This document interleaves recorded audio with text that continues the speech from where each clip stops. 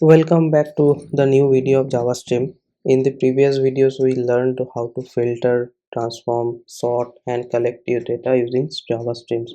In this video, we'll learn how to very useful stream operations that are limit and skip, which help us control how much data flows through a stream. Let's start with limit. What is limit?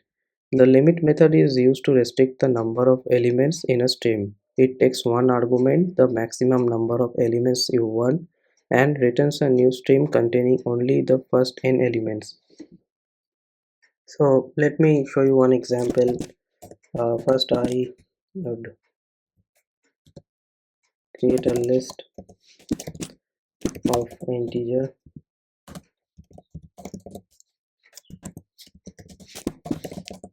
I would go list.off and I would create some random integers.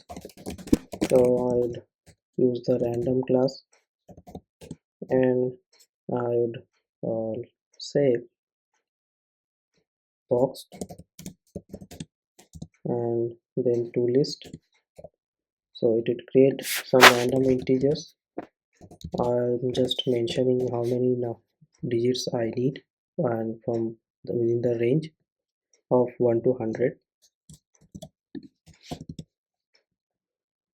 So first I would create the stream, then limit for let's say 3, and then I'd print the elements. So what it's gonna do is to print only 3 elements out of 5. See, so here the stream contains 5 numbers, but when we apply limit 3, only the first 3 elements are allowed to pass through the stream. So the output will be 70, 73 and 64. Okay, let me show you one more example with the employee class. Let me just create some employee first. I would pass the salary, let's say 20,000. This is from, let's say, IT. So I'd copy this line and create some more employees. I'd pass the salary 50. Let's say it's this one from admin. This employee I have salary, let's say 50,000 from HR, and this one is 1 lakh from, let's say, finance.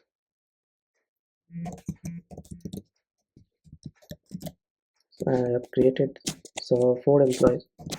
Now I would create a list of employees,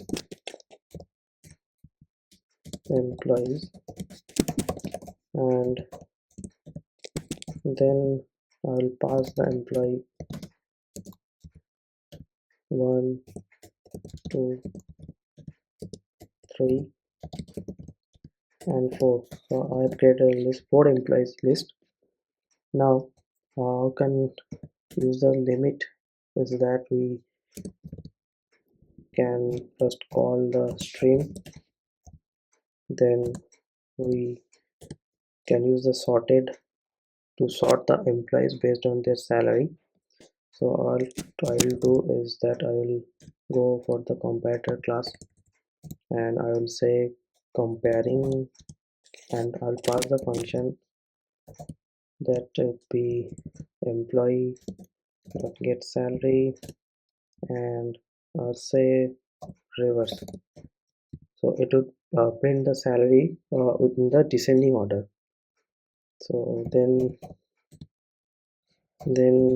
for each, then I would print the employees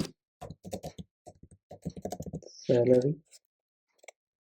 So I take the employees first because it's a reference to the employee. So I have to print the employees department, employee.getDepartment. So let's see, if I print it, first print the finance, then admin, then HR. So those who have the highest salary. First, it prints the first three employees because we have used the limit here as 3. So this is all about the limit. Now let's discuss about skip. The skip method is used to ignore or skip the first n elements of a string.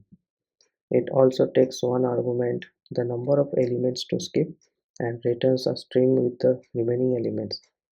Let's say in this example, I'm just commenting this line first. Let's say we have used the limit here. Now just copy this line.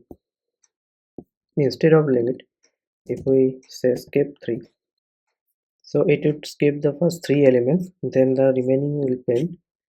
We'll see only 2 printed because out of 5 numbers it skipped the means it ignored the first 3 elements.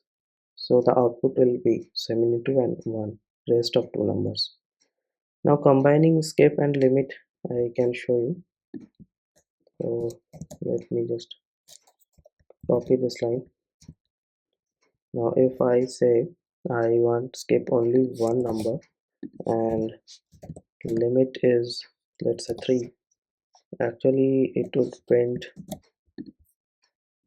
how many digits? 4? Yeah, only 3. Okay, why it's print 3 elements? Because we have used the skip. We are skipping one element, we have skipped the first element, then take the next 3 elements, so the output will be like 56, 85 and 55, the next 3 elements. Limit and skip are heavily used in paginations. So let me show you one example also. I would first create 2 variables. One is the page number, let's say 1, and page size, let's say 2. And if I commented out this line, I would say limit is like page number minus 1 and multiply the page size